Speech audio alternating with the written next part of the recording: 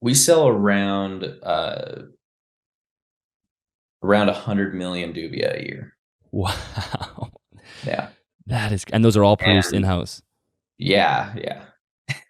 That is Yeah, wild. we don't have anybody that we buy from, anything like that. So we're actually producing over 100 million a year. Keeping an animal that, if I was keeping a reptile as a pet and not for breeding purposes, I would never put it in a rack system. I wouldn't even consider it. Mhm. Like if I keep something in my house, what's the like what I just wouldn't want to put it in a rack system. I would put it in an enclosure. I would set it all up and you know, make it look cool and make it functional, and it's like you want something that you can look at and enjoy, like the enclosures behind you. I mean, it's like, hey, I can walk in the room and be like, oh, this is awesome. I'm Mhm. setting this enclosure up like, what this animal has in the wild, and that's pretty much like the ultimate way to do things.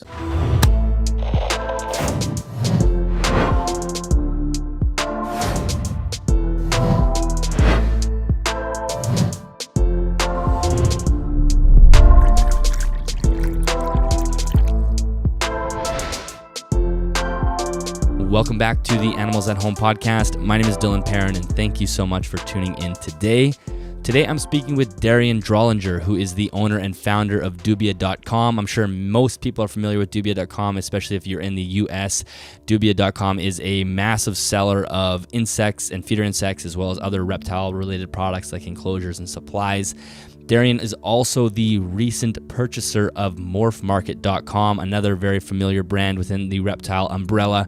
MorphMarket, for those who are not aware, is a sort of an online classified sales platform that allow people to post and sell animals and for people to purchase animals. So in this podcast, we discuss how Dubia.com started, how he started that brand, and how it's actually grown to a very large organization now, as well as a Reptarium and aquarium that Darien is working on, which is another side project that I didn't even know about until this conversation. So that was really fascinating.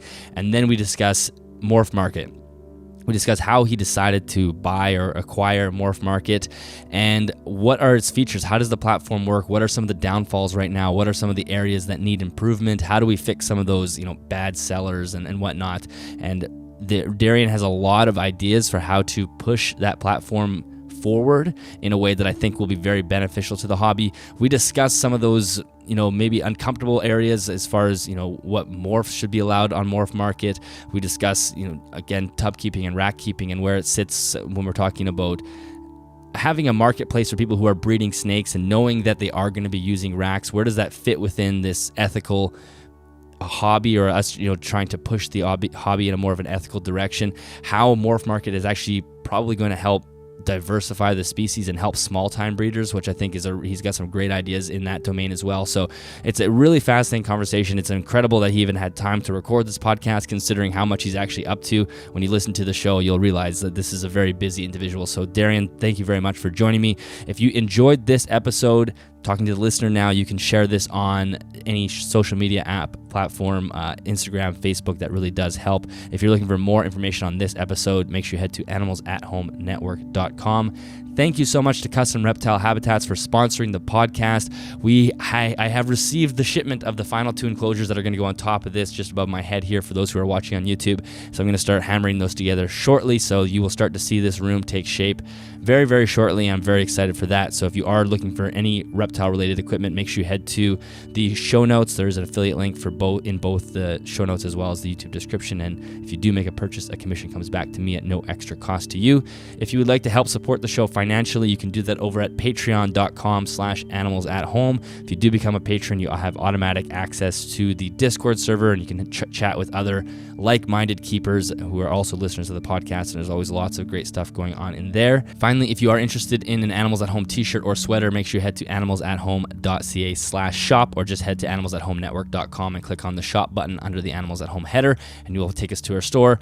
The $5 is automatically donated for every t-shirt or sweater that is sold to the Amazon Rainforest Conservancy, which I am super proud to say. We're almost raised $2,000 for that conservation, so that is awesome. Let's jump into this episode. Enjoy. This is Dr. Chris Jenkins, CEO of the Orianne Society and host of the Snake Talk podcast. We are pleased to announce the launch of our new Hudson Berkshire Turtle Conservation Program. Turtles are one of the most endangered groups of animals on the planet, and the Orianne Society aims to reverse this trend by working to conserve Blandings, bog, spotted, and wood turtles in one of the most critical regions in North America. The Hudson Berkshire region of New York, New Jersey, Connecticut, and Massachusetts is the only place in the world where all four of these turtles occur, and their populations and habitats are declining. A generous donor is helping us launch the Hudson Berkshire Turtle Conservation Program by matching the funds we raise during our Long Live the Turtles campaign. If you care about turtles or restoring wildlife habitat, please consider supporting our efforts by donating today and having your conservation investment doubled. The campaign runs until World Turtle Day on May 23rd. Learn more about our program and how you can get involved at www.orianne.org. All right. Well, Darien, welcome to the podcast. Thank you for being here. Yeah. Thanks for having me on. You seem like a very busy guy right now. There's lots going on in your world. And as we were saying just off air just a few minutes ago, that every time I look on your Facebook, you're doing something new and innovating in some way. So I can't wait to talk about the Morph Market piece. But I really want to discuss Dubia to start with, and kind of how did you fall into the role that you're in? Were you always a reptile keeper from the beginning, or what got you into reptiles in the first place? I've always had reptiles since I was a kid, and just always been in the hobby. So, and then so tell me about the beginning of Dubia then. So if you were a keeper, you decided to make the jump to a business side. How did that start? Yeah, I started breeding bearded dragons, leopard geckos, all that. Just kind of saw the need for the feeder side of things, and at the time there wasn't a whole lot of really, there weren't as many companies, selling, different feeders. It was pretty much just crickets and worms, and that was kind of like, what people were into at the time. So saw kind of a need for that, and kind of got into it. So, and did you start with, or what year was this, by the way? So 2004, 2005 is when I first got into reptiles on the breeding side. Okay. And then around like 2012, 2013, 2014, that's kind of when I got into Dubia quite a bit. So, okay. Because it seems it's been about 10 years. Yeah. I mean, but it's gone from like 0 to 100 in even though 10 years might seem like a long time, but it's really not. That's actually a pretty short time to mature a business. So did it just start basically with you kind of in a garage scenario, just selling them wholesale, or how did it begin? Yeah. The first couple years, I mean, I was doing it out of my duplex actually. Okay. So, yeah, we went from that to, I think around 2015, hired, our first employee. After that, it just kind of blew up. Like 2016, we were up to 5 or 6 people. 2017, 2018 is about 10, 15. And then in 2019, I think we had around 20 employees. Wow. Maybe 25 in 2019. And then in 2020, we went from 2025 to about 80 to 90 employees in about 3 months. Yeah. Wow. Okay. So so how did that over about 3 months, we went from around 20, 25 people to almost 100 people. So what accounted for that? It was COVID. Okay. People just started buying stuff. All that happened. It was like people started ordering online, ordering feeders, and we started really pushing, advertising and all that at that time. And we kind of grew a little too fast. There were a lot of hiccups on the way, but by the end of 2020, we were at a pretty solid point. So, and obviously the company is called Dubia. So you started with Dubia, I'm sure, but were you in those early days, were you just breeding several different types of feeders, and then because now when you go to your website, it's a full blown e-commerce, a website to buy products and whatnot. So there's a big gap between just, breeding in your duplex to where it is now. Yeah, we started just Dubia. I mean, that was the first several years, and it took several years to get into other things. The next was, like hornworms were kind of the next thing. And it's really evolved based on, I guess, need and demand, what people are asking for. And so we kind of added different feeders over the years for that. And, based on things that we were also producing or growing ourselves, that was the biggest thing. Cause, we try not to get stuff in that's like ready to go. If we do buy, soldier fly larvae or super worms, mealworms, all that, from outside, third parties, we try to get them small and grow them ourselves so that we can, kind of keep an eye on, quality and sizing and things like that. So, because it's really tough, buying and reselling, there's a lot of companies, a lot of feeder companies out there do that. And, the quality just isn't there when you do it that way. So yeah, so you guys kind of eat any die off or any issues that ends up in your warehouse rather than ending up in the customer's cup at home. Exactly. Yep. So I have so many questions. The first is, I guess, as far as where the brand is now, did you envision that 10 years ago? I mean, if you're starting with Dubia, was that always kind of the plan, or did it just slowly snowball into that? I always kind of envisioned, doing a lot more than just one thing. And I also, I saw that it would grow. 2020 just really, pushed things a lot further. Before that, we were still growing steadily, 20, 30, 40% a year. And then 2020, it was like, oh, boom. Three times what you are now in 2 to 3 months. It was a bit of a shock. So, and then what about like the facility? You mentioned you started in the duplex. I'm sure you moved to a warehouse at some point, and it looks like you're working on something new as well. So what are the kind of the phases have been with that? Yeah. So we started out, in I hate this light. This thing always kicks off. The motion. Oh yeah. You're not moving enough. Bulb is like a motion bulb or something. Yeah. So yeah, we started out duplex and then moved into, out in a property, into a like little pole barn type building. From there, added a few more, of these like smaller fabricated, buildings that are, kind of like prefab. After that, we started to realize that we needed a lot more space and a lot more infrastructure. And so we found a warehouse that was about 40,000 square feet, 45,000 square feet.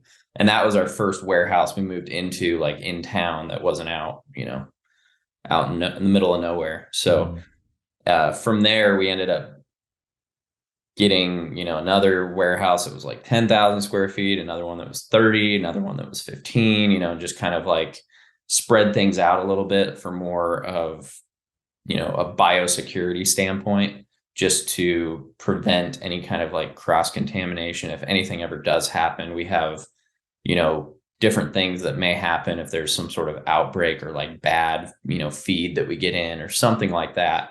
At least it's not affecting everything, so that in those cases, we're not completely done. So we do have about eight buildings now. Damn. That are all about 5 to 10 minutes apart from each other. That is crazy. That's pretty amazing, actually, to start where you started and to grow it. And it also shows you the immense, how large the reptile trade is to be able to be selling that many. Is primarily the business the feeders? Is that a big portion of it? Yeah, that's about 70, probably 70% of our business. Okay. We do have an enclosure line that we sell. Those are starting to take off quite a bit. And then we have exotic pets, 2 different pet stores here in Wichita. And they stay pretty busy as well. Our newest store on the west side of Wichita is quite a bit busier than the old store that we had on the east side. And then we are going to have a Reptarium and aquarium on top of that. So Oh, those wow. are in the works. The Reptarium's just about done, just finishing touches on that, and then the aquarium is the next phase, I guess. That is incredible. I don't know how you have the time to do all that. I've got a lot of good people working on a lot of this stuff, so Yeah, I guess that's key.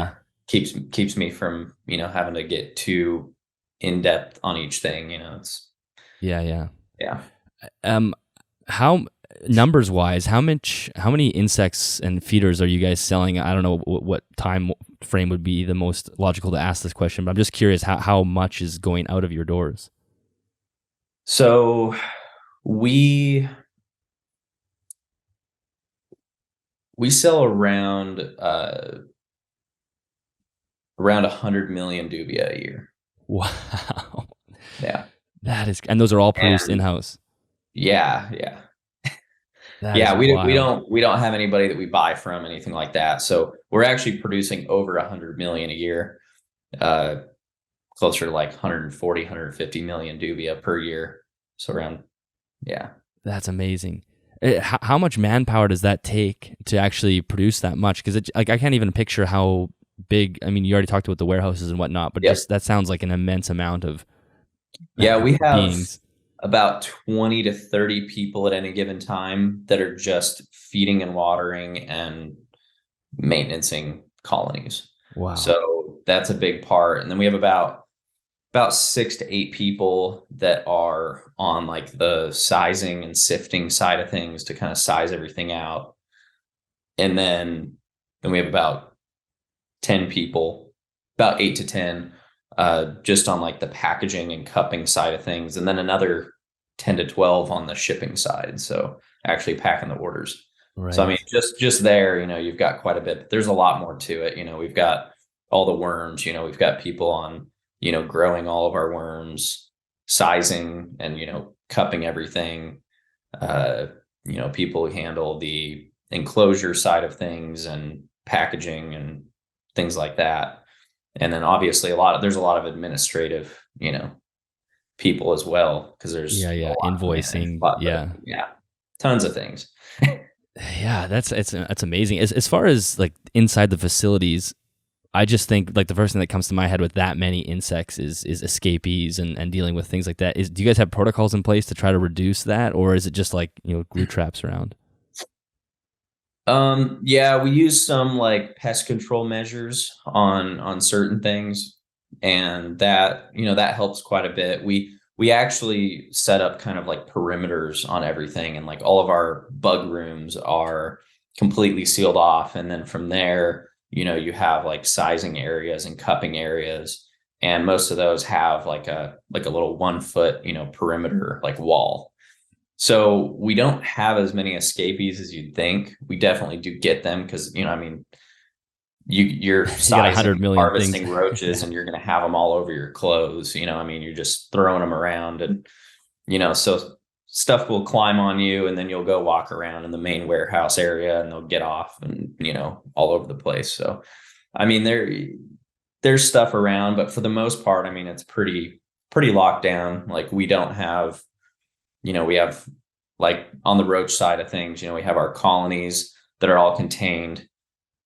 And then we have those inside of a room that's sealed. And then the building is outside of that. So it's like, you've kind of got like double containment, 3 levels of containment. Yeah. And then as far as actual nutrition goes, I mean, dubia, I feel like they become very popular. Unfortunately, in Canada, we can't use them. I think there's maybe one species of roach now that are now legal, but I've not used them before. Are they? Do you have a preference for? Obviously, you own Dubia.com, so I'm sure that's one of your preferences. But was there a reason that you decided to work with them? Just did you see a value that wasn't being provided from the other feeders? Yeah, there's quite a few things. I mean, from a nutritional standpoint, ease of, like they're non-climbers, they don't fly, they don't jump like crickets, they don't smell. There's a lot of roach species that actually just reek. orange head roaches, lobster roaches, red runners, or lateralis, whatever you want to call those. Yeah. Like all three of those, I mean, they smell really bad. Is it kind of like comparable to a cricket smell or even worse? Worse. Oh my God, that's terrible. Like orange heads smell like cat urine. Oh, like that's literally the smell that they give off. And on a large scale, it's really rough. Oh yeah, So, you could not have a warehouse like that. yeah. And a lot of them require some species of roaches require a lot more substrate and things like that. And there's a lot more requirements on humidity or temperature to properly grow them. So we kind of stuck with Dubia because we've tried a lot of others, and there's just a lot of downsides to them. So that's one of the big things with, Dubia are just a little bit better overall for like the end, user. So Yeah. yeah. Yeah, I do wish that we could get them here because I hate crickets. I hate the smell of crickets. I hate that they escape so easily. I don't know how they do it, but they escape no matter what you do to keep them in contained. And then you find them in like the weirdest places, dead, like up on your shelves. And you're like, God damn it, how did this get out of here? So it would be. Do the dubias? Will they burrow if you throw them into a enclosure with deeper substrate? Will they kind of take off into the soil quite quickly? Yeah, they are a burrowing species. So. Okay. Yeah. So that'd be like one downside if you're tongue feeding or putting them in a dish, it's not a big deal, but that it's like kind of with superworms. I hate when I'm tongue feeding a superworm and you drop it. It's like, well, never seeing you again until you're a beetle eating everything. Yeah. Yeah, we recommend using like a bowl or like a escape proof bowl with like the edges around the top, something like that. Cause yeah, I don't know. I'm just kind of there's a lot of insects that can actually do damage to reptiles, and a lot of people don't realize it till it's too late. They have, a bunch of crickets or superworms in their, bearded dragon or leopard gecko's enclosure, and I mean they end up, chewing on them and all that. I mean, similar to like rodents with, snakes. So that's something that, we definitely suggest, and that's a big thing that I think a lot of people don't realize is, if I just put this stuff in a bowl, it's that much better, even for the animal and just for keeping track of what you're feeding. Yeah. And, that's a big thing too with crickets, is that you can't really contain them like that. Yeah. So exactly. That's been my biggest thing, is crickets are actually the only feeder. Crickets and like grasshoppers or locusts are the only two feeders that you cannot actually just contain and keep, in a bowl. So yeah, pretty big inconvenience on feeding, because you got to make sure the animal eats them all. Yeah, absolutely. Can we talk a little bit about the Reptarium? That was news to me. I didn't realize that's something that you're doing. So can you just kind of walk through what that? I assume it'll be sort of like a zoo, maybe similar to Barcheks or the other ones that we're kind of seeing pop up. Maybe you could just chat about that. Yeah, it's pretty similar to that. We've had a pretty big reptile collection over the years. I mean, I see something that's really cool and I'm like, okay, I gotta have this. So do you have animals at home, or do you keep everything off your I keep everything there now. So yeah, okay. We have a couple buildings, and then we have our pet stores, and then the Reptarium. And so yeah, like everything kept there. It's just easier. I don't have time to get in and deal with it. And, if I'm traveling or, doing an expo, things like that, it's it's better to have them in a place where other people are going to be caring for them as well. Exactly. Yeah. Yeah. And I'd rather have we've got a lot of really cool stuff. We've, some of my favorites, we've got like an albino alligator, melanistic alligator, 18, 19 foot reticulated python. Wow. Got a croc monitor. That's about 5.5, 6 foot. And, we've got pretty much everything. I mean, you pretty much name a species and we have it or have had it. So, we've got a lot of really cool animals, and I wanted to build this. Originally, we were just going to put them in our pet store and, call it a day, but started to realize that it was going to be really tough to build proper size enclosures and build everything out the way we wanted to, just to have it all on display. And I'm like, okay, if we're going to put all this time into it, let's go above and beyond, and let's, build even larger enclosures, build more of a reptarium zoo sort of style thing. So, and it'll be nice because we'll be able to do, a lot of like birthday parties and educational events and youth groups and things like that, can come in and pay for the space for an hour. And yeah, it'll be pretty fun. I think it's just such a good business model. I think people in the reptile world, there's lots of people that want to use reptiles as a way to make money, as a way to, use it as their career, which is, there's absolutely nothing wrong with that. But so many times we just immediately gravitate towards breeding. They're like, oh, I'm going to breed because it's like the easiest logical step. But I think there are many people that have a crazy collection of big animals and are interesting animals. And, it's a relatively, I shouldn't say it's relatively simple because I'm not doing it myself, but it's a pretty clean cut business. It's not, you're creating enclosures and you're having it an admit fee basically and having guests to look at your animals. And I think that's such a good model that could be popping up all over the place. Yeah, I think the aquarium side of things will probably do a lot better. And I think that'll be a way for us to kind of push the reptarium portion of it. And, because that's my biggest struggle with it is, just people aren't that into reptiles, right? Yeah. General public. I mean, they are and they aren't. Like we've grown the Wichita area, the reptile community here significantly over the last 2-3 years. And, that's been awesome. But, we're constantly trying to figure out ways to, get even more people to at least, whether they, buy something or, actually own a reptile, amphibian, or invert. I'd rather at least educate them on things. And so, we really push for that and try to, kind of get rid of, weird myths and things like that. So yeah. This will be a good step toward that. Yeah, there's definitely a lot of weird myths that roam around. So will the aquarium and reptarium be next to each other physically, or is that basically an impossibility based off just trying to find appropriate space? We already have the space for the aquarium. We actually already have, I think, probably 400 or 500 aquariums in there. Oh my gosh. Wow. It's already in the process of being built. So yeah, it's more of an aquarium and an aquarium store. It's kind of a hybrid of the two. So yeah, there will be a lot of stuff available, but there's going to be a lot of really cool displays and things like that. The Reptarium, on the other hand, is just display only, but it is connected to our east location, our older store that's only about 800 square feet. It's really small.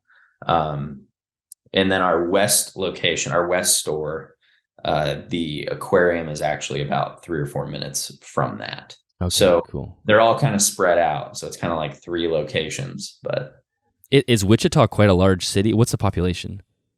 No, Wichita itself is like 300 something thousand people. Okay. And like the whole area metro population is like 600. So it's pretty small, but we've been able to really do well here, which is surprising considering the population. So yeah, well, that's cool. I mean, you can easily work with that size of population if you're doing interesting things and, bringing something new to the city. I think that's really cool. And are you a fish guy at all, or is there a learning curve as far as that goes? So I'm not, but we do have a lot of fish at our west location. Okay. And we have some really, really good people involved on the fish side of things. And actually a couple of our, more like management level people are pretty heavy into the fish, industry and all that. So it's kind of, worked well in that sense, because we've been able to kind of expand into fish, and I've definitely, grown to like them a lot more than I did originally. Never really had fish growing up or anything. I was like more like hands-on, it's like, oh, cool, I can look at something in a tank, but yeah. Well, it's way more work too than reptiles. You got to kind of enjoy the lot more cost, a lot more work. There's definitely that. And then, yeah, you're not actually like, I don't know, reptiles for me have always just been so much more, interactive and, more aligned with like a dog or a cat versus a fish. It's kind of like, it's something you look at. So exactly. And as far as timeline, you were kind of saying that you're relatively close for the Reptarium. Is it something that would happen this calendar year for opening, or is that next spring type thing? The Reptarium is like a matter of weeks. Oh, from wow. being Okay. open. Yeah, that'll be pretty quick. And then the aquarium we're shooting for before the end of this year. Awesome. So people can plan for a trip down to Wichita and try to go check out a couple of the new places. Yeah, even our west, I mean, both of our stores are cool, but our west location is, I mean, it's, one of the coolest stores in the country for sure. Okay, So cool. it's awesome. We've got a ton of stuff in there, and yeah, we put a lot of time into it. Yeah, and even just by listening to you talk, I can tell that, and you'd already mentioned it, but you must have such a good, stable staff that really is passionate about what they're doing, because you can kind of feel comfortable having them run the show. Obviously, you can't be in 10 places at once. Yeah, we have a really good staff. I mean, everybody who works for us, we we have a lot of really good people. There's always a handful that, it's like high turnover because, Yeah. I mean, it's tough. People don't want to feed and water bugs. I mean, it's just not enjoyable in any way. So yeah. No, nobody's like, it's like a passion of mine is to like feed cockroaches. yeah. But because of how some of it, and it's a dirty job. That's the thing. yeah. It's like, it is a dirty job. It's something that, not only is it kind of repetitive on some things. We try to really mix stuff up though. We try to get people in to do, 2 or 3 or 4 different things to where, it's not so repetitive and mundane and, just, same old, every day. Yeah. So we definitely, mix things up a little bit, move people around, and that helps a lot. But there's just certain things that are either dirty, it's like dirty, it's hot and humid, it's, smelly, dusty, I mean, there's just so many down, at least, negatives to it that it is tough, for some positions. at least with the entire brand, there's obviously a ladder. If you start with the cockroaches, there's so much you have going on that I'm sure there's opportunities for people to maybe feed cockroaches for a couple of months and then potentially move on. Did you have an e-commerce background before doing all this? Because that was one question I meant to ask earlier. Because when I look at your website, it looks well established. Like we said, it kind of blew up relatively quickly. Was that a learning curve for you, or did you come with that? I was always pretty good at that stuff. I mean, that was something that I did when I was younger. I was around 11 when I started breeding reptiles. And then when I was around 14 or so, I kind of shifted into working on like web design and development and marketing and internet marketing, all that kind of stuff. So I did that for several years and then got back into the reptile industry. And that was when I was able to use, what I had learned and picked up, skills I picked up over the years to kind of benefit that side of things on the design and development side of things. So, well, I think that's a good segue into the other half of your life, which is new, relatively new, because if nobody's impressed about what you're already doing, there's a whole other side of things that you're up to, and that's the Morph Market piece. So I'm very curious, how did this come about? Was it for sale? Did they decide they want to sell it? Did you approach them, or how did the acquisition actually take place? For as much as you can tell, maybe you can't say too much. Yeah. No, I reached out. I've been interested in doing something like that for a while. I guess I'd known John for a while, and we'd talked in the past, and so I kind of asked him a few things and went from there. But yeah, I was working on a social media app previously and kind of realized how much was going to go into it. So I was like, the marketplace side and all that kind of stuff is just going to be really tough. So I figured Morph Market was just a good thing to just shift right into. So was the social media thing you're working on reptile related, or that was a separate thing? Yeah, it's reptile related, and it's actually pretty much done. Okay, you're still going to work on that. Yeah. Gotcha. Yep. So we're going to have that available as kind of an additional thing to Morph Market, where if you want to go on there and you want to kind of have like a news feed sort of deal and scroll through similar to Facebook or like Reddit, you can see top and like trending community posts and marketplace listings and things like that, where you can just kind of see like what's popular for the day. So Yeah, that makes sense. I mean, that sounds like a gargantuan task to begin with people who have never tried to build. I was for a while was working on some software, and it's just like, wow, that is an incredible amount of work, and it's insanely expensive. So I don't even want to ask how much you've spent on that project. But because Facebook, Instagram, and whatnot are starting to pull back on sales, like we can't post things and whatnot. That really does. We do need something kind of in that domain that would allow people to sell without feeling like they're gonna have a whole group shut down or something. Yeah, for sure. Yeah, and that's, we've got a pretty big team working on all this stuff. I mean, it is a lot of work. That's the crazy thing about it. Like, Morph Market, I mean, we have 10 developers that are just working on that.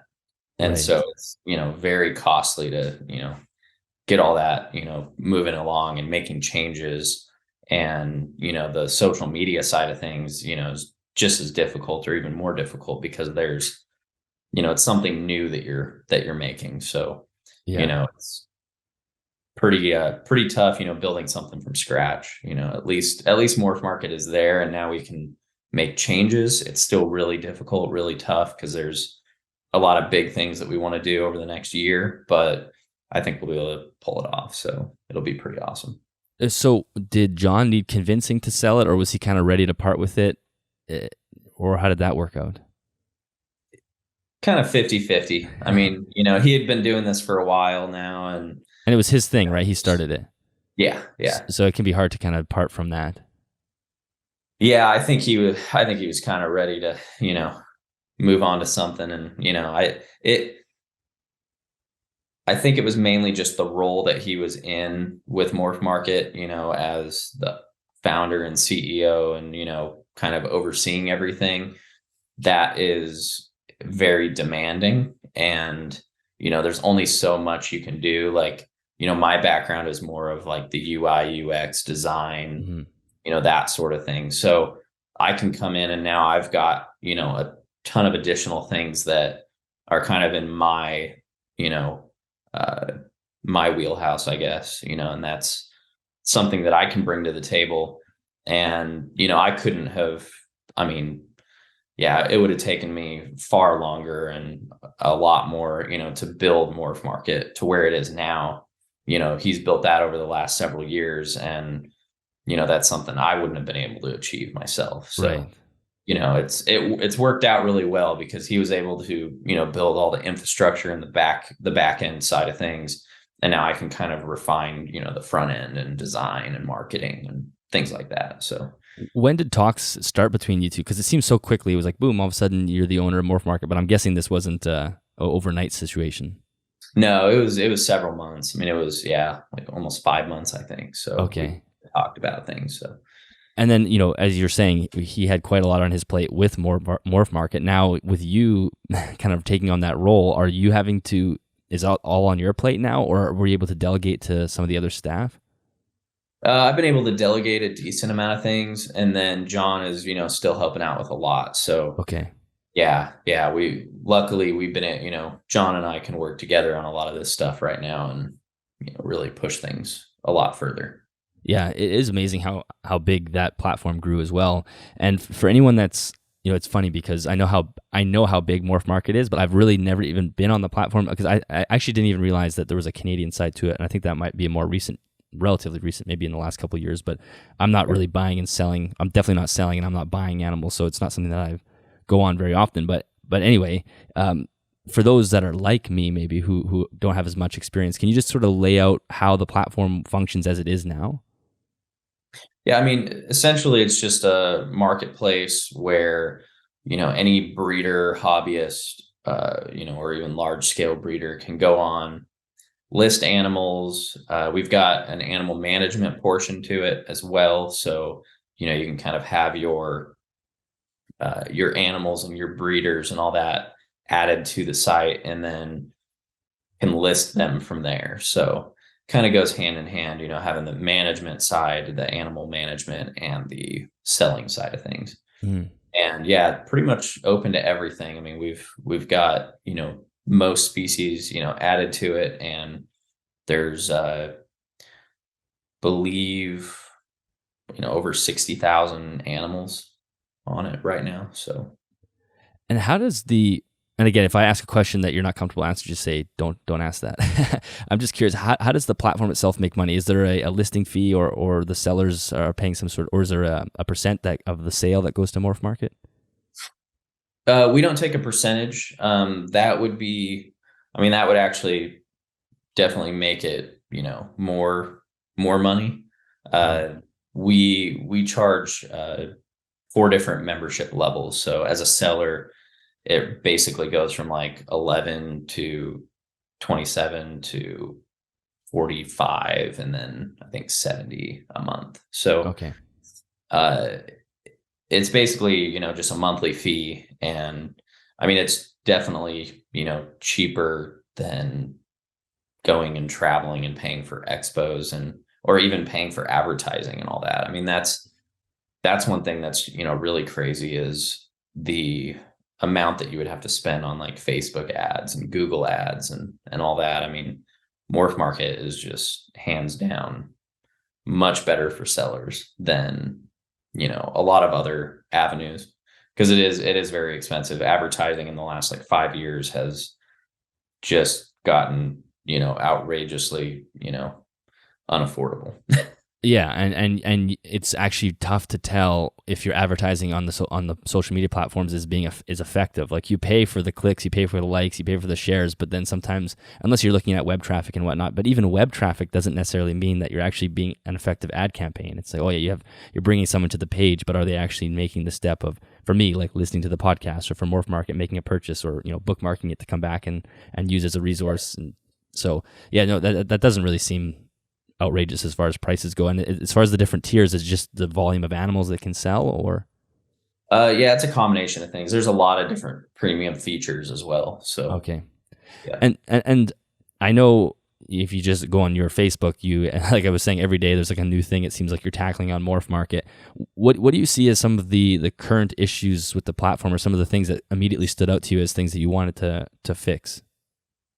Just more of like the UI UX, and just kind of the user experience for people. There's just some things there that I want to change and improve upon. And then really the two key things right now are the local and wholesale options. That's something that the industry really has never had, and Morph Market is a perfect place for that. So we're going to make it really easy to, have a local tab where you can just see anything within like 25 or 50 miles of you. Mm-hmm. And that kind of will bring things into more of a, local community, which I think is going to be really beneficial, because there's a lot of people, and there's a lot of like breeders and pet stores that don't even know of other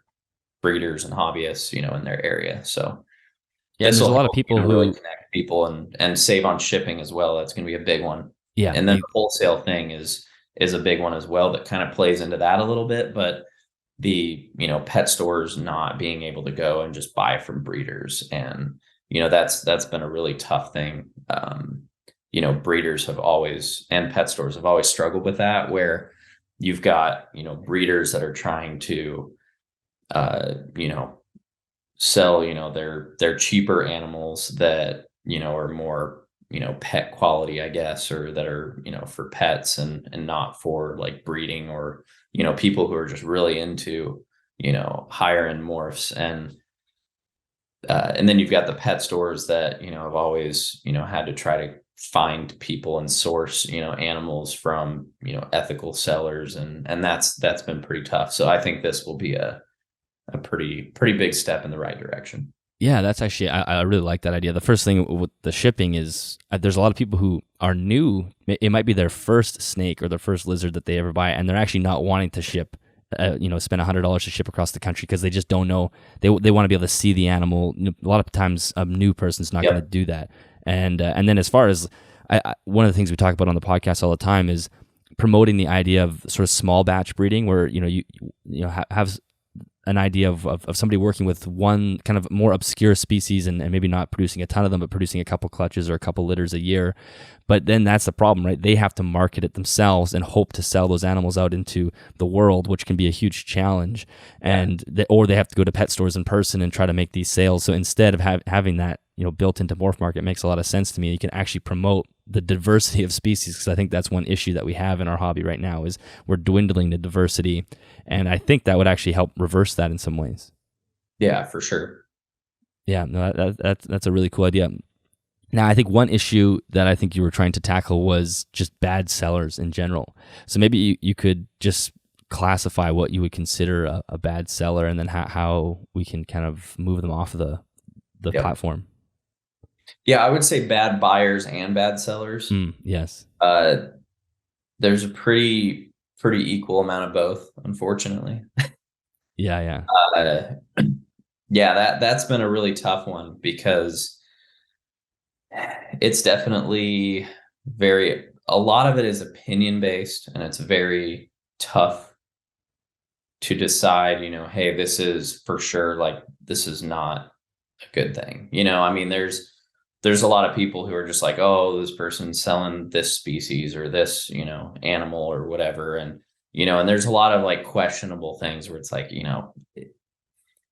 it's more, it's definitely difficult to decide, hey, do these people need to go or not? And I think there's that gray ethical area. Yeah. And I think what it's really going to come down to is, I've got a handful right now that are like on the edge where I'm like, okay, you know what, if they don't step it up, then see you later. Because there's a problem with, when you're getting a significant amount of people reaching out saying that they've been ripped off by somebody, something along those lines, or, oh, I bought snakes from this guy, and and they have mites, and we've gotten, dozens of, complaints about specific sellers with, mite issues. And it's like, that's not something that looks good on us, on Morph Market, or myself, so I'm definitely going to have to do something there. I'm still trying to decide exactly how to go about that the right way. Yeah. And then as far as the opposite, the bad buyers, what sort of behaviors do you see that would classify someone as a bad buyer? Well, we've got we've got a few things that we look at. A couple of them are significant amounts of inquiries without purchases. So is that data that you can immediately pull up on a profile? Like, you guys can rank something. Yeah. This person's sent 1,000 messages and purchased 0 animals over the last 2 years. Yep.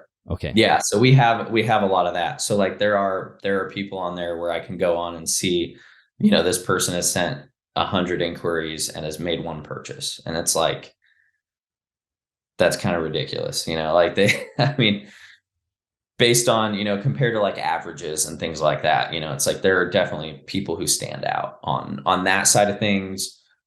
Negative, buyers have ratings as well. So a seller can rate a buyer, and some, there's definitely some users with a significant amount of negative ratings for whatever reason. And, and then probably the other thing is like, scams or chargebacks or things like that, where they try to take advantage of a situation and, say, oh, I didn't get this animal, or, oh, this happened, where it's more than just like once or twice, it's kind of tough, and on the seller side, it's the same thing. It's like, there might be a few sellers that, have 10 or 12 complaints, but they've sold 200 animals. So it's like, right, that's not that bad. But then there's sellers that have 10 or 12 complaints that have only sold 15 or 20 animals. And so they actually have a higher number of complaints than they have positive reviews. Mm-hmm. And, it's stuff like that where it's like, okay, here, there's a problem. But, there's also those that sell, hundreds or 1,000 animals a year on there. And they have, dozens and dozens of, we have dozens of people reaching out and having issues. And it's like when there's one seller with 1,000 sales and they only have 20 issues, and then there's another one with 1,000 sales and they have 100, there's definitely there's a fine line there. It's a gray area, but there's definitely a fine line there on, okay, this is too much. Like, yeah. It becomes a ratio thing. Yeah. And this on the seller or on the buyer side too, like you definitely wouldn't want to have a platform that discourages a beginner from asking basic questions. And I also know that sellers do sometimes, maybe not, I don't know what the frequency of it, but they will get annoyed at beginners asking basic questions. And because, they can be boring questions, it's the same sort of thing. Yeah. So I don't know if some sellers might have maybe a care sheet or something posted on their store that can hopefully say, hey, before you ask questions, make sure you actually read this document. It'll answer all the questions that you might have. But so you don't want to discourage people asking beginner questions, but at the same time, you need to, it's the people that are repeatedly inquiring without actually ever having any want to buy something, right? Because it's very easy to send messages back and forth. Yeah, I mean, it's kind of tough. I mean, we average about a little over 20% of people who inquire to buy an animal actually buy.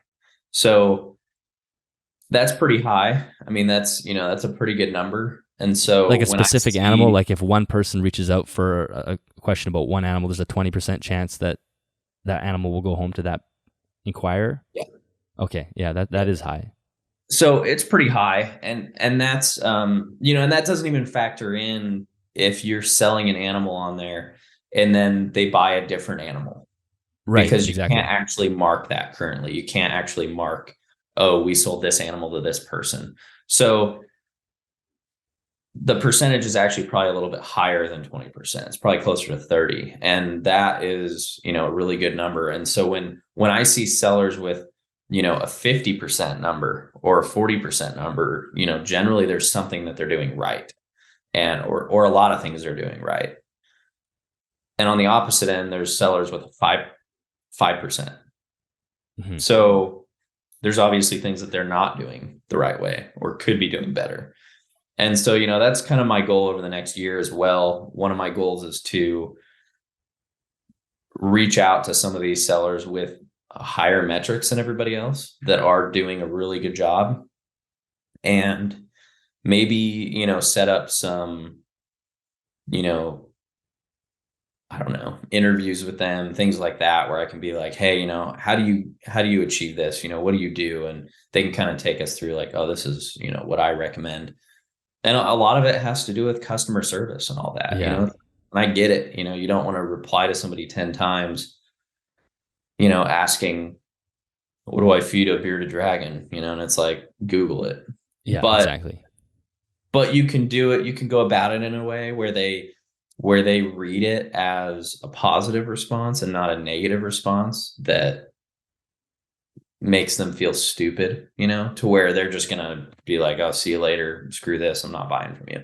Yeah. So there's a wrong and a right way of going about it. And I think that a lot of sellers could just have a few things, if you have a little, kind of like notes on your phone, for example, you can add some notes and add a couple like auto responders, I guess, and maybe some links to a couple care sheets that you suggest or areas to read about the species you're selling, and then reply with that, just copy it, paste it in, put in their name, send the response. I mean, that's a simple way to make a big improvement, make it easier. People can more easily just copy something, paste it in, and they're done. So. Yeah. That's what I think. Yeah. Having some kind of system where you've already have a PDF somewhere that you can just send off and say, these are the basic questions. Make sure you read through this first. And it's a kind of a joke that I've said on the podcast before is you'll have people who very boisterously say, I want to breed animals because I don't like working with people. And so that's why I was like, who are you going to sell your animals to? Are your that snake's going to buy other snakes? You have to deal. People are going to be your customers. So you have to have, that sort of sense of customer service for yourself. MorphMarket I think maybe primarily really took off in the ball python world, especially because it's probably the highest commerce in our hobby. That's the most popular snake, especially when it comes to morphs and whatnot. Were you involved in that world at all before Morph Market? Like, were you part of breeding ball pythons, or is this kind of new for you? No, the ball python side of things is definitely a little bit new. And I mean, we do breed some ball pythons ourselves, and they're mainly for, just our pet stores here locally that we, basically produce, a lot of our own animals, or try to. And, so, I mean, I'm definitely familiar with ball pythons, but no, I don't have like a history of, breeding ball pythons or anything like that. So, yeah. So what about this? This is probably a question that will make people mad, and you might not have an answer for it, but as far as the morphs go, we know that there are some morphs that have health-related issues, and some people either downplay or say they're not significant health issues, whether it's a spider wobble or maybe there's, constriction on the skull, or many different things. Is there anything in place in Morph Market right now to address morph-related health issues, or is it kind of the Wild West? And then if it is the Wild West, do you have any thoughts about kind of reining that in, or as far as you're concerned, are you not worried about that? That's definitely something that, I mean, there have been a handful of morphs that we have removed that have been removed over the years, I guess. And, it's generally when there's like a really significant thing where it's like, okay, this is obvious. We're getting a ton of people saying this, we're going to make it happen. It really comes down to how many people reach out about it, and how, we kind of allow a little bit of, discussion on things. In like the Morph Market community forums. That's something that where a lot of people discuss this stuff. So we allow a lot of discussion. Yes, there will be more morphs that we probably remove from the site over time. If there are, if it's like, hey, this is credible, this is an issue that a lot of people are reporting, and it is something that is, harmful in some way. I mean, and that kind of depends too. We will get, like some veterinarians advice and things like that as well, because that's obviously something that, there's animals with, like a wobble, things like that. And it's like, it's somewhat debatable what is, I mean, as with everything in the reptile industry, it's like there is so much extreme on one side or the other. And I feel like it's gotten worse over the years. Probably has to do with, just people in general. I mean, it's politics and everything. I always try to be really moderate with things, and I'm going to do, do things with Morph Market in the same way. So, I really couldn't care less what anybody else thinks. And, if they are, oh, you can't do this on there, you can't do that.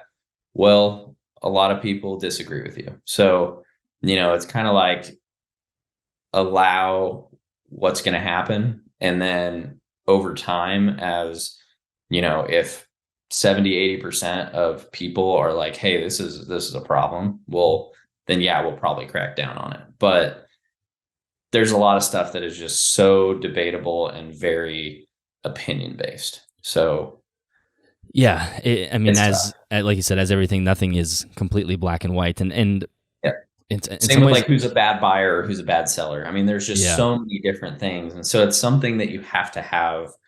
You have to have really solid evidence for before you can make an actual decision on something. Like, well, I'm not going to go ahead and see one issue from a seller and be like, oh, that they're done. Like, see you later. But if there's a lot of issues, then, and it goes, with everything on the site. I mean, that's just how you have to look at things. It's like, they're being extreme on one end or the other on anything in the reptile community. I mean, it's just not going to be good. Yeah. So, I don't necessarily envy your position in that because it could become like I could, like you said, there's these two extremes. So you take the ethical side of keepers who would probably say like, take everything that's ever been associated with some sort of health related issue off right now. But then there's obviously the business side that goes, okay, well, you have to run a business. You have to make sure that there's still some, we can't, because that'll end up you just almost like a tennis racket, just constantly having to work at things, or you might get 1,000 emails saying we got to pull these things off, and you got to slow down and say, okay, which ones do we actually need to address? Like personally, I'm not a fan of Spider. I've talked about that tons on the podcast, and I think people are starting to buy that morph less, and even on the the carpet python side, you hear lots of big time breeders who are just no longer working with Jaguar and whatnot. So I think it's slowly kind of working its way out, but that is an actual difficult challenge when you're dealing with a marketplace, a commerce, and you have a number of opinions. It's hard to create. You can't create fast and hard rules for everything. Yeah, for sure. And that's a big thing. I've always been really outspoken on the ethical side of things, and I try to be for the most part, but there's always give and take with everything, and that's a big thing. I created our enclosure line because I saw that large enclosures are just unaffordable, and we 4x2x2 120 gallon enclosure, I mean the cheapest thing on the market was like $380 or $400, and we started selling one for $250 shipped, and it's like that's an amazing price. We're able to get people who is mainly bearded dragon focused. A lot of people with bearded dragons, they buy a 40 gallon or a 75 gallon, and it's cheaper and more readily available, and but from an ethical standpoint, I mean, we make almost no money on these enclosures. I mean, it's like factoring in everything into it. I mean, it is very, very low. I don't think there's another reptile product or enclosure with a lower margin than we have. And that goes across the board. Even Dubia.com, just in general. I mean, we keep our stuff extremely, extremely tight, and I mean, it's about as low as we can get on pricing without losing money. Right. So, that's just something that on like an ethical, from a moral or ethical standpoint, I am very strong about.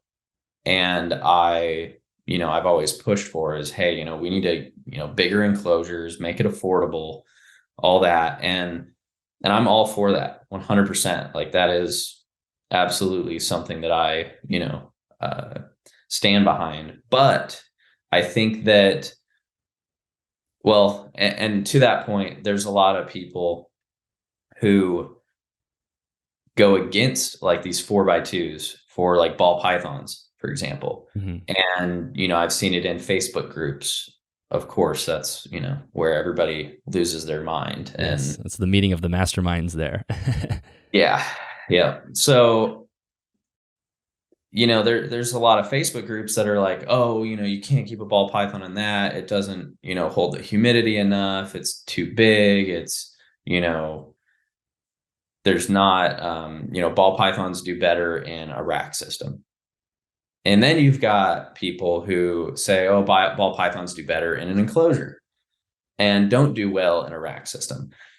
And, you've got people on both ends of it. And it's like, we keep some of our ball pythons in racks. They're larger tubs. They're, more spacious. And there are keepers and breeders that keep their animals in in really small, like if they're keeping hatchlings, I can understand that. It's like, okay, you have a hatchling that comes out, a smaller setup, a smaller enclosure is generally better overall for maintaining, humidity and temperature and, making sure they have proper access to water and things like that. I mean, just across the board, it's like, okay, this is just easier to maintain.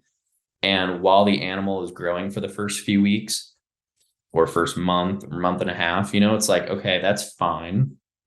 And it allows more, I guess, control over things. And, and it's like, and it's also not like something that's going to be in forever.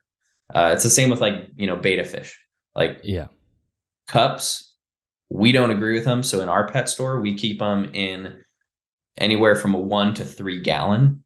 And it's a 1 gallon is our main thing. That's like the minimum that we keep betta fish in, but people generally keep them in these little, tiny deli cups. Or soup cups or whatever. And that, it's like, okay, moving in that direction, that's great. But then at the same time, it's like people still freak out at us that some of them, are kept in a 1 gallon, but we only have them for a couple weeks. So it's like, it's more of a quarantine than anything. And so I think it goes, same with that. It's like people are going to be, I mean, you can put your, I don't know. I saw something the other day and somebody has their ball python in and it's like, it was like a, 2-3 month old ball python. I mean, it was, really small, and they had it in like a 36 by 18 enclosure, like a 40-50 gallon, something like that. And people were just like, you need a bigger enclosure. You need it, and I'm like, it doesn't need it right now. And like, it's not the end of the world, and like, why would you rip somebody's head off over this? Like, it's just so immature, to, get so, I guess, feisty over something like that. And it's like, just say, hey, when your ball python gets a little bit bigger, a 4x2 would be better technically, but if you keep it in this, probably okay. Like, I mean, it's just a really, touchy subject for people, but I think that a lot of people look into it a little too much. Well, like I said, we do live in a time where people like to react. It's like, there's no, okay, let's have a discussion and like slowly kind of get to a debate area. It's just like 0 to 100, like, you're dumb. You shouldn't have done that. And then there's obviously it goes back to the customer service thing too. Like, can you actually have a conversation with someone to change their mind or give them the information they need? Or are you just tearing a strip off them because you're annoyed at what they've done?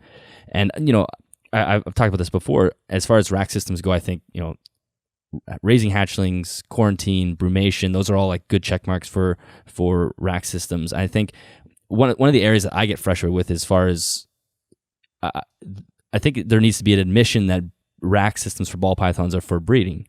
That's what they're used. It's for economic efficiency. It's not necessarily for the welfare of the animal. That's not why they were created.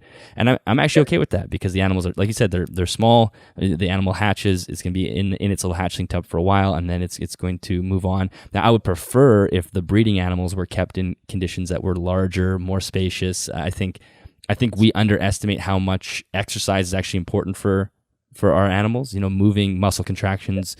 Whether you see obese snakes and lizards and all that all the time. I mean, exactly. It's crazy how it's like the obesity rate in humans has gone up by like 70% or something over the last 20 years. Yeah. And I guarantee you could look at reptiles the same way 10 years ago versus today. I guarantee it's skyrocketed, because everybody's like, oh, feeding it, I'm putting it in this, tub, whatever. And it's like, but I also, I don't really see much of an issue with it. Like, racks are definitely. So one example would be, I made a post about our enclosures and how, we have our 4x2x2, and we're coming out with a 4x2x18.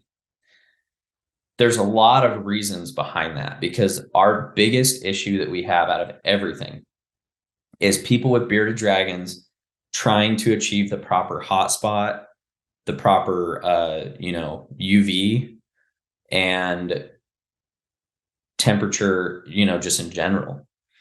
And when you have a 4x2x2 and it's 2 feet tall, a lot of people, that keep their house cold, for example, especially in the winter. But, a lot of people, they're keeping it in their basement or something. They have like a basement, and that's where they keep their animals, or, whatever. And it's colder. And to achieve the right hotspot, they have to add a second bulb. They have to, check, UV and all that and see how that, if it's appropriate. And a lot of people, don't have access to the things that they might need, or they don't know how to do it. And people lost it when I said, oh, hey, we're going to come out with a shorter one. And it's like, it's only 6 inches difference. And it hardly makes much of an impact, if at all, because the difference in that 6 inch of space, if you look at 95% of bearded dragon enclosures, 95% of them, if you got rid of the top 6 inches, it would make zero difference to anything that's happening in the enclosure. Yeah. It literally would not make any difference at all, because nobody uses the top 6 inches. And even if you shorten it, they don't necessarily even shorten anything else. It's just, okay, you use a different, bulb that's not as hot or as high UV output. So, I mean, it's just an absolutely ridiculous thing that people are just like, oh, more. And I've seen, setups where, people are keeping their bearded dragons in like a 4x2x4 now. And I'm like, a 5x2x2 would be better than a 4x2x4 for a bearded dragon. They're going to get more use out of that extra foot wide than the extra 2 feet tall. And, I've seen pictures of these setups and I'm like, this dragon does not have an appropriate basking area. And when it's not right in the basking area, that's, this big, it's probably 70 degrees in the rest of that enclosure. So it's like, there's people don't nuance. really think about that sort of thing. Yes. No, yeah, I hear what you're saying. You see people with tall enclosures and they're basically set up like a fish tank where almost the entire thing is just air. And and the thing is like, okay, you take 6 inches off, you allow the keeper to learn how to regulate the temperatures, regulate the UV, regulate the hot spot. And if they feel ready to get a larger enclosure, then there's nothing stopping them from going, oh, I understand now. I can get an extra 6 inches if I go up to the larger enclosure. I can build shelves. Maybe I want to tackle like a new project where I'm creating some decor that brings a basking zone up closer to the screen or closer to the top of the enclosure. Like there's many ways to do that. So, I mean, the first thing is the animal getting what it needs. And yes, not having lighting will always be an issue with larger space. That's the nature. Unless you're putting the animal outside and you're using the sun, if you have a very tall enclosure, it becomes a challenge to bring the UV and the heat into the right spot. Yeah, exactly. Yeah. And it's just not something that most people think about or even understand to that level, and that's what a lot of people just don't realize is you doing what you're doing. Those who are so extreme on that end of things where they are just pushing for, do this, and this, it makes things more complicated because they're showing, all these different charts and different, oh, you need to use this supplement and this food and, these days of the week and this many times a week and, use this light and put it this direction. And it needs to be, your basking spot needs to be this high and you need to have this much, under your UV light. And it's like everybody pushes for all these additional changes when it's probably less effective than the alternative. Like it sounds better. It sounds like, okay, this is the right way to do it. This is the best way. And it is probably more beneficial to the animal if done correctly. But there's so many variables to it and everybody's different. And unless you're there with them saying, oh yeah, set it up like this. And unless their, all their temps and everything like that, and whether they even have an accurate, thermometer or temp gun, it's like, who knows? So there's just so many things to it that I feel like, over the last few years, the reptile industry has gotten too, polarized. Yeah, too polarized, and I don't know, I hate to say it, but almost like too progressive with things, like to where we have progressed too much that it's outpaced the ability of what people can do in a proper way. Yeah, I hear what you're saying with that. I mean, I know that, yeah, we can get to the point. It's sort of like, going back to the aquarium thing, people don't start with marine aquariums normally because it's a lot more work and there's more things. So there does need to be steps. And I think what's happened is there's one side that's really pushing for ethical keeping, which I'm a huge proponent of. Like I want the animals to be healthy, the well-being to be looked after. I want them to have exercise and have space to roam and have access to proper lighting. And I mean, that's what the whole premise of this podcast is about. But if you start with that, it can be very intimidating, and then it can set people up for failure. I mean, there's a lot of people who have, ball pythons in 10-gallon fish tanks that have 5 layers of stuck shed because they sort of are trying to mimic something with a red heat lamp and whatnot, and things are going the wrong way. So again, there's nuance. There's part of the conversation. What I would love to see from the snake breeding community is also support people with larger enclosures and what admitting that the racks are very economical and they're useful that way. But I don't think having a pet keeper putting a snake into a small, whatever quart tub makes a lot of sense. I think we want to actually start them on the process of building something that's going to eventually turn into a habitat that makes sense for that animal without starting them at the end, the marine fish tank. Like that's too much information. And personally, like I would never, keeping an animal that, if I was keeping a reptile as a pet and not for breeding purposes, I would never put it in a rack system. I wouldn't even consider it. Like if I keep something in my house, I just wouldn't want to put it in a rack system. I would put it in an enclosure. I would set it all up and make it, make it look cool and make it functional, and it's like, you want something that you can look at and enjoy, like the enclosures behind you. It's like, hey, I can walk in the room and be like, oh, this is awesome. I'm setting this enclosure up like, what this animal has in the wild, and that's pretty much like the ultimate way to do things. That's kind of, that's what people should, I don't know. It definitely, it's frustrating on both ends. And it's also frustrating seeing, breeders saying that, oh, only rack systems. Like, yeah. And when you go to that extreme too, it's just, they're both bad. It's like, why push for that when,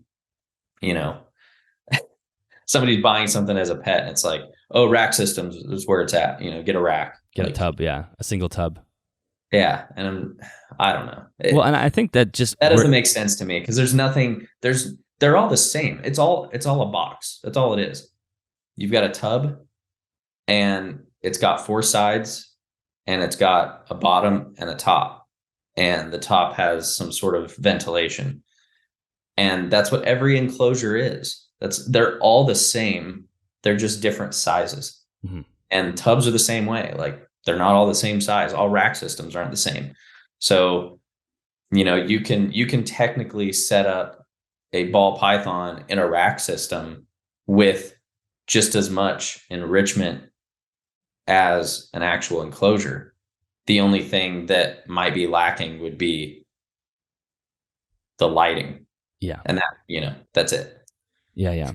And I know people will be listening to this and they will not budge on that. There's a large proponent of people that want all animals to be out of tubs. And, I tend to sit on that line as well. But partly it's because I think what I would love to see is, I think we're in this spot in the reptile hobby where ball pythons are almost more popular than they should be in a way, because the morphs are so enticing and so interesting, and they do breed in rack systems. And I think, we'd already talked about this like extra diversification of the species in our trade that could happen due to that kind of local feature, wholesale feature on Morph Market. It'd be nice to start seeing people tend to not keep lizards, for example, in racks, and they tend not to keep snakes that are, arboreal in racks and whatnot. And I think as we branch out the diversity, the people who are truly obsessed and passionate about ball pythons will continue to keep ball pythons. But I find it hard to believe that so many people actually want to get into them. I think it's more like a lack of options, and it's all they see. So, if we start bringing in other species that are diurnal and you can see them basking in the lights, I think that will be a step forward. And it sounds like Morph Market could potentially facilitate that in some ways. Yeah, I mean, honestly, based on Morph Market stats, as well as, you know, our pet stores and other pet stores that I know of, as well as like, you know, Google Trends and things like that. I mean, there's a lot of ball pythons, but the animals actually being sold, like in general, if you look at like the US, you know, how many animals being sold, bearded dragons are still number one. Mm-hmm. And right under ball pythons, you know, ball pythons number two, but then directly under that is crested geckos, hognose, and leopard geckos. So, I mean, ball pythons are, yeah, there's a lot more of them. You know, you're going to see them a lot more at like shows and things like that. But I wouldn't say that there's that many more, you know, being sold as pets. That's really interesting to know, actually. Yeah. So that's something a lot of people don't actually understand or know, that pet wise, like in our pet store, we actually sell more bearded dragons than we do ball pythons. Mm-hmm. And that's been true for 2 years. And you know, if you look at, you know, Google, there are, I think, 60,000 searches a month for ball pythons. And there's 200,000 for bearded dragons. Wow, interesting. Yeah. So 3 times the amount of people searching, not necessarily buying, but I would say interest. Yeah. I would say that in general, in the US, there are more bearded dragons sold than ball pythons. Well, and I think part of it is possibly leopard geckos and crested geckos. Yeah. And hognose are getting up there too. I mean, they're right below ball pythons on like Morph Market, but I think people are starting to, like, you know, really look at what they want from their animal. You know, what kind of behaviors do they want to see? How do they want to care for it? And, you know, as cool as a ball python is, we know they're a very low activity snake. You're not necessarily going to see it out active as much as you might. You know, they will be active, but not as there's much. There's a lot more variety too with them. But I will say that the most people who buy ball pythons though end up buying multiple. So right. There is that. So there are more, like on Morph Market, there's a lot more ball pythons sold. But, you know, over the years, as we get more breeders on board on Morph Market with other species, those numbers should go up. I mean, that's, you know, that's just kind of how it goes. It's like, if there are way more ball pythons, that's what everybody's just going to keep seeing. Yeah. So, yeah. And that's what I mean. It's almost like we're just sort of obsessed with that species for no reason in some ways. You know, there are people that love that species, but there's a lot of people that might just end up getting one because it's what everybody else has. And the higher end morphs obviously are really only interesting to other breeders because no one's going to go spend that much on a snake anyway, unless they have a breeding project that they want to do with it. So it is kind of a funny. I do think that ball pythons are definitely that. Not only are they one of the cheapest and easiest reptiles to get into to start, but they have the most variety. So I will say, I mean, over the years, I do think that ball pythons, there will always be more ball pythons sold overall, just because, okay, while bearded dragons, there's probably bearded dragons in more households in the US. Yes, I see what you're saying. But most people only have one bearded dragon because they take up a lot of space. They cost more for, like, you know, feeders, you know, all the lighting and heat requirements and all that. You know, they definitely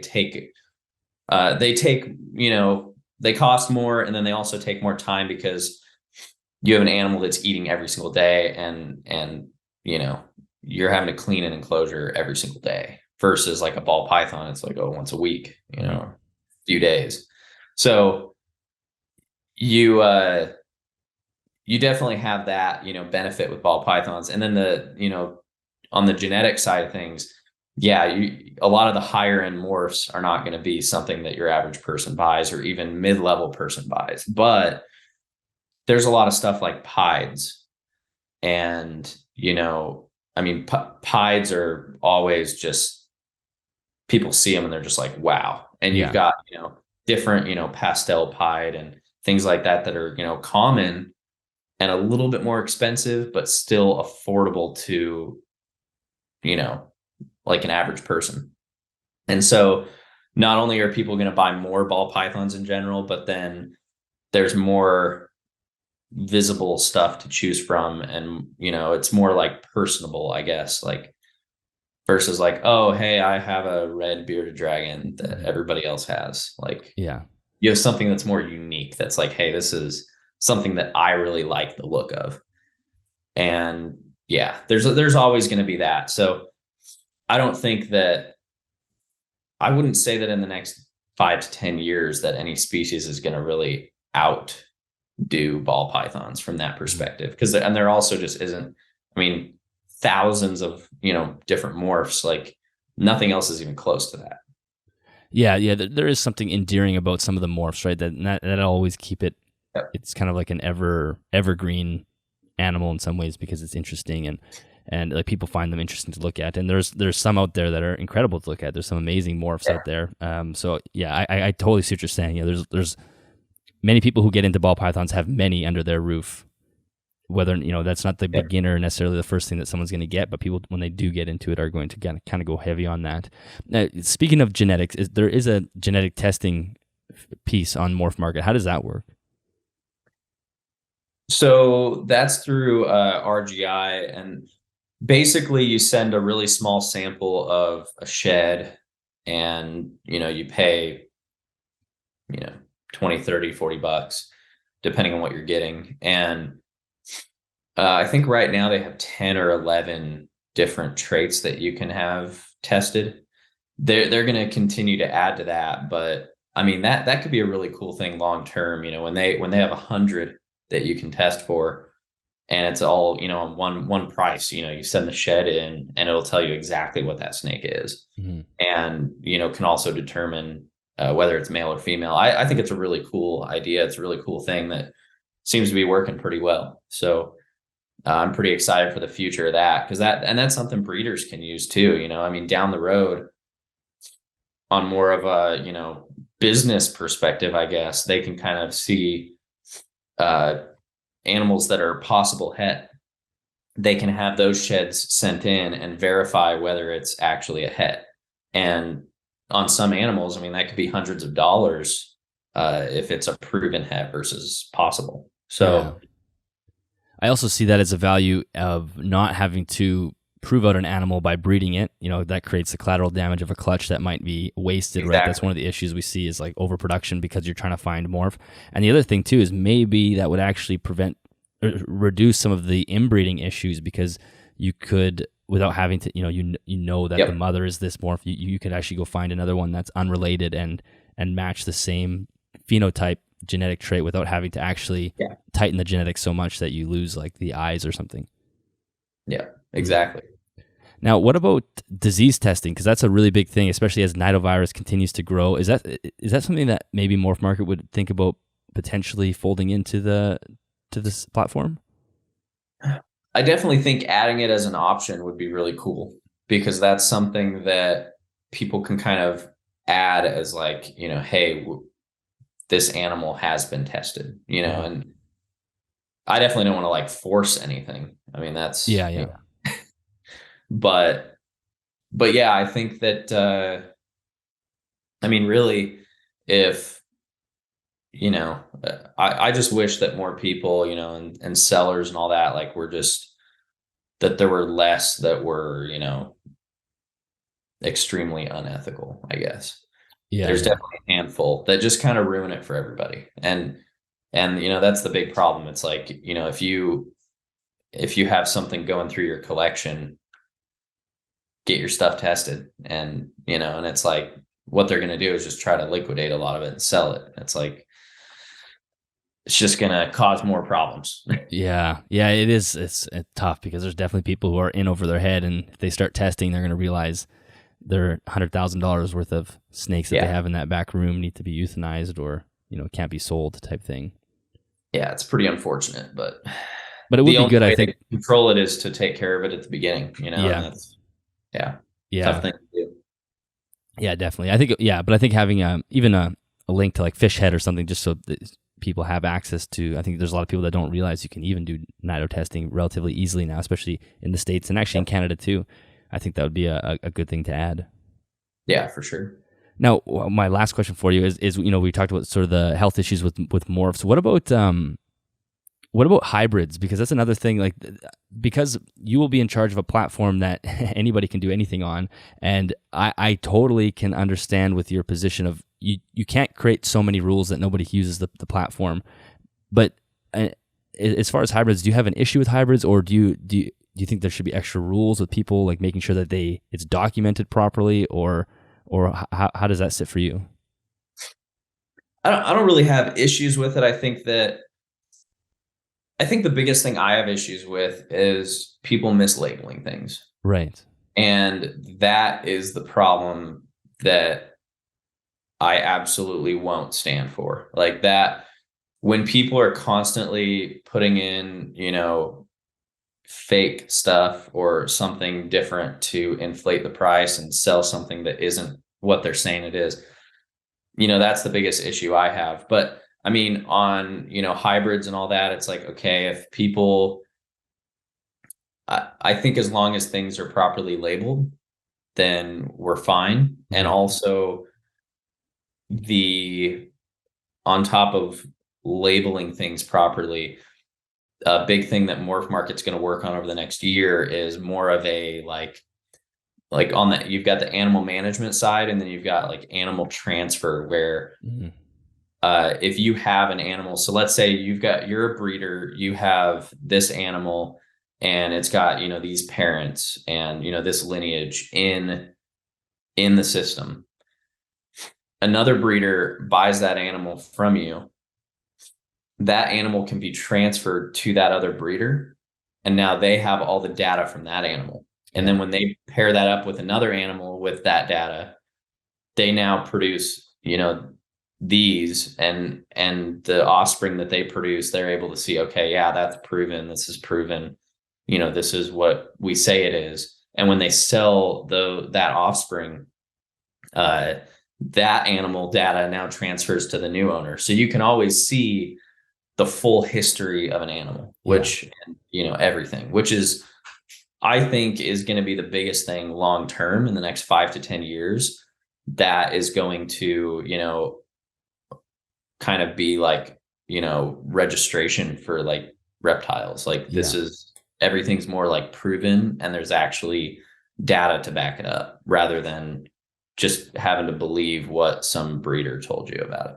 Yeah, and that is the thing, is like the reptile hobby is very wild west, and there are other animal industries that use very well documented registries to keep track of things. Obviously, dogs, birds, horses is like, you can go back 100 years to see where your horse came from, and I think that would be a huge opportunity to just clean up some of this, and plus you really would weed out unethical breeders as well, because it's hard to mislabel and missell things if things are going with paperwork. Yeah, exactly. Awesome. Well, Darien, I've already used up 90 minutes of your time this morning. This was an awesome chat. Is there anything that we didn't say today that you wanted to mention before we wrap up? I think we covered most things we wanted to chat about. Yeah, I think we covered pretty much all of it. Can you let everybody know where they can find everything online to do with both companies, or any of the companies? Yeah, so just Dubia.com or DubiaRoaches.com, and then MorphMarket.com. We've got pretty big, Facebook and Instagram and all that for both, so you can find those on there as well. And the Dubia Instagram particularly has lots of reptile memes, so it's a good account to follow. Yeah. It's funny.